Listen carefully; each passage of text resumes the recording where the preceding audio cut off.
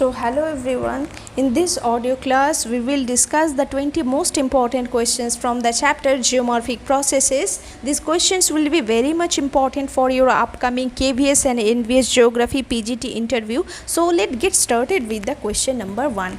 What is geomorphic processes and why are they important in shaping the Earth's surface? So, geomorphic processes are the physical and chemical processes that continuously modify the Earth's surface. They include both endogenic and exogenic processes. These processes are important because they create, modify and destroy landforms, making the Earth's surface dynamic.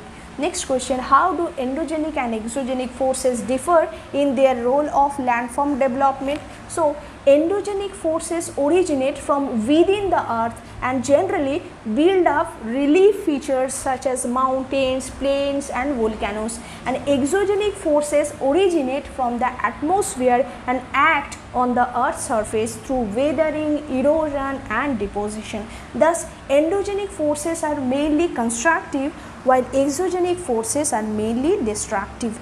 Next question, why is Earth's surface described dynamic rather than static? So, the Earth's surface is constantly changing due to continuous action of endogenic and exogenic forces. Mountains are uplifted, rivers erode valleys, glaciers shape landscapes and volcanoes create new landforms. Therefore, the Earth's surface is dynamic and not static. So, the next question, what is diastrophism and how does it contribute to the evolution of landforms? So, diastrophism refers to the movement of earth crust caused by internal forces. These movements may be vertical or horizontal. Diastrophism contributes to the landform development by creating mountains, plateaus, rift valleys and basins. Next question, differentiate between orogenic and epeirogenic movement with suitable examples. So, orogenic movements are mountain building movements caused mainly by horizontal compression. For example, formation of the Himalayas. Epeirogenic movements involve broad upliftment or subsidence of continents without intense folding. For example, upliftment of the peninsular plateau. Next question, how do earthquakes act as geomorphic agents in modifying the Earth's surface? So, earthquakes release energy stored within the earth and may cause upliftment, subsidence, faulting and ground deformation. These changes modify the Earth's surface and create new landforms or alter existing ones. Next question, what is volcanism and how does it contribute to the construction of new landforms?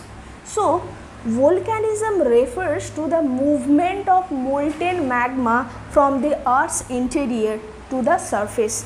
Lava accumulates and cools to form volcanic cones, lava plateaus and volcanic islands. Therefore, volcanism is an important constructive geomorphic process. Next question, why are endogenic forces often referred to as constructive forces? So, endogenic forces build and uplift landforms through mountain building, volcanism and crustal deformation. Since they create new relief features on the Earth's surface, they are called constructive forces. Next, what are endogenic processes and why are they dependent on solar energy? So, exogenic processes are external processes such as weathering, erosion, transportation and deposition. They depend mainly on solar energy because atmospheric processes, winds, rainfalls and river flow are ultimately driven by the sun's energy. Next question, why is weathering considered a prerequisite for most geomorphic processes? So, weathering breaks rocks into smaller fragments and weakens them. These weathered material are then removed by erosion and transported through mass movement. Therefore, weathering provides the raw material for many geomorphic processes. Next question, differentiate between physical, chemical and biological weathering with examples. So, physical weathering is the breakdown of rocks without chemical change, for example frost action, and chemical weathering, decomposition of rocks through chemical reactions, for example solution or solution of limestone. And biological weathering is breakdown of rocks by plants, animals, microorganisms, for example root action of plants. Next question, how does frost action cause mechanical weathering in cool climatic regions? So, water enters cracks in rocks and freezes during low temperature. As water freezes, it expands and exerts pressure on the rock walls. Repeated freezing and thawing gradually breaks the rocks into smaller fragments. Next question, how do plants, animals and human activities contribute to biological weathering? So, plant roots grow into rock cracks and widen them. Burrowing animals expose fresh rock surfaces to weathering. Human activities such as plowing, mining and construction increase contact between rocks, air and water, accelerating weathering. Next question, what is the mass movement and why is gravity considered its driving force? So, mass movement is the downslope movement of rock, debris or soil under the direct influence of gravity.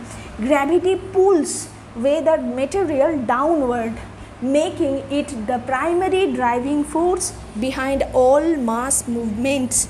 Next question, differentiate between weathering and mass bursting. So, weathering is the breakdown of rocks in situ without movement, and mass bursting is movement of weathered material downslope under gravity. And weathering prepares materials, whereas mass bursting transports it. Next question, why are landslides more common in mountainous regions than in plains? So, mountainous regions have steep slopes, unstable rock materials and intense rainfall. Gravity acts more effectively on steep slopes, increasing the likelihood of landslides. Plains generally have gentle slopes and therefore experience fewer landslides. Next question, how are erosion and deposition interrelated in the development of landforms? So, erosion removes and transports weathered material from one place, while deposition occurs when transported materials settle elsewhere. Together, they shape valleys, floodplains, deltas, beaches and many other landforms. Next question, why do running water, glaciers, wind and waves produce different erosional and depositional features? So, each geomorphic agent operates under different environmental conditions and possesses different energy levels. Running waters form valleys and floodplains, glaciers create U-shaped valleys, wind forms dunes and mushroom rocks, while waves produce beaches and sea cliffs. Next question, what is the mushroom rock and how does wind erosion lead to its formation? So, mushroom rock is a rock feature with a narrow base and a broad top. In desert region, sand-laden winds erode the lower part of the rock more intensely than the upper part. This differential erosion produces a mushroom-like shape. Next question, how do parent material, climate, biota, topography and time collectively influence soil formation? So, parent material provides the mineral content of soil, climate controls weathering and organic decomposition, biota adds organic matter and improves soil fertility, topography influences drainage and erosion, time allows soil forming processes to operate. Together, these 5 factors determine the nature and development of soil. So, thanks for listening. Keep listening for further audio classes. Thank you.